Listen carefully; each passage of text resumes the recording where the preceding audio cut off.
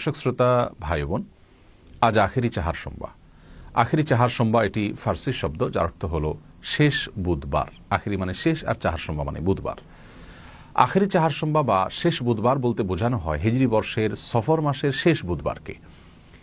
এই দিনটির বিশেষ কোনো তাৎপর্য আছে কিনা এবং এই দিন উপলক্ষে বিশেষ কোনো করণীয় বর্জনীয় আছে কিনা, আজ আমরা সেই বিষয়টি জানার চেষ্টা করবো ইনশাআল্লাহ তাআলা। প্রিয় দর্শক, আখেরি চাহার সোমবারকে আমাদের দেশের অনেকেই ইসলামী শরিয়া দৃষ্টিকোণ থেকে বিশেষ গুরুত্বপূর্ণ তাৎপর্যপূর্ণ দিন মনে করে থাকেন এবং এদিন উপলক্ষে অনেকগুলো করণীয় বর্জনীয় কথা বলা হয়ে থাকে। এদিন উপলক্ষে সরকারি ঐচ্ছিক ছুটি থাকে এবং বিভিন্ন গণমাধ্যম এদিন উপলক্ষে বিশেষ রিপোর্ট প্রকাশ করে থাকে।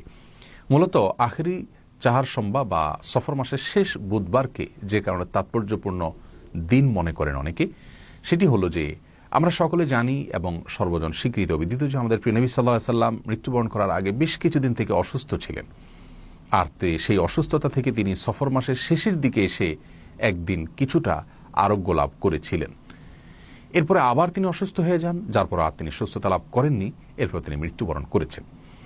তাহলে সফর মাসের শেষের দিকে তিনি সুস্থতা লাভ করেছেন একদিন এসে, সে বিষয়ে কারোর কোনো দ্বিমত নাই এবং বিষয়টি সুবিদিত এবং সুপ্রমাণিত।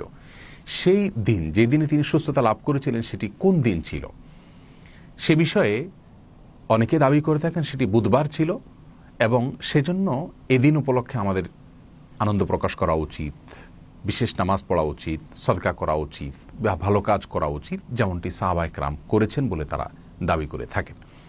মূলত প্রিয় নবী সাল্লাল্লাহু আলাইহি ওয়াসাল্লাম সফর মাসের শেষের দিকে এসে সুস্থতা লাভ করেছেন, এটি সত্য হলেও সে দিনটি কি বার ছিল এরকম কোনো সুনির্দিষ্ট বারের কথা রাসূল করিম সাল্লাল্লাহু আলাইহি ওয়াসাল্লাম থেকে বর্ণিত বা সাহাবায়ে কেরাম থেকে বর্ণিত কোনো হাদিস থেকে আমরা জানতে পারি না।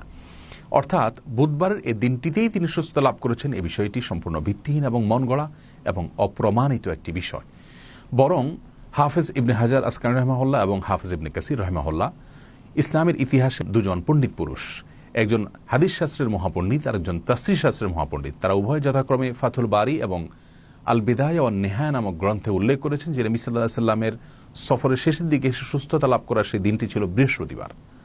তাহলে বুধবার তিনি আরোগ্য লাভ করেছেন এরকম কোনো বর্ণনা, গ্রহণযোগ্য কোনো বর্ণনা পাওয়া যায় না। এটা হলো প্রথম কথা। দ্বিতীয় কথা হলো যে নবী সাল্লাল্লাহু আলাইহি ওয়াসাল্লামের আরোগ্য লাভের দিনটিকে সাহাবায়ে কেরাম বিশেষভাবে উদযাপন করেছেন, এই বিষয়টি সম্পূর্ণ অসত্য। এ বিষয়ে রাসূল আকরাম সাল্লাল্লাহু আলাইহি ওয়াসাল্লাম থেকে বা হাদিস গ্রন্থগুলোতে কোনো প্রকার বিশুদ্ধ বর্ণনা পাওয়া যায় না। এর পাশাপাশি এই দিনটিকে কেন্দ্র করে একজন মুসলিম হিসাবে আমাদের বিশেষ কোনো আনন্দ উদযাপন করতে হবে, আমাদের বিশেষ কোনো আমল করতে হবে, এগুলো কোনো গ্রহণযোগ্য ভিত্তি দ্বারা প্রমাণিত নয়।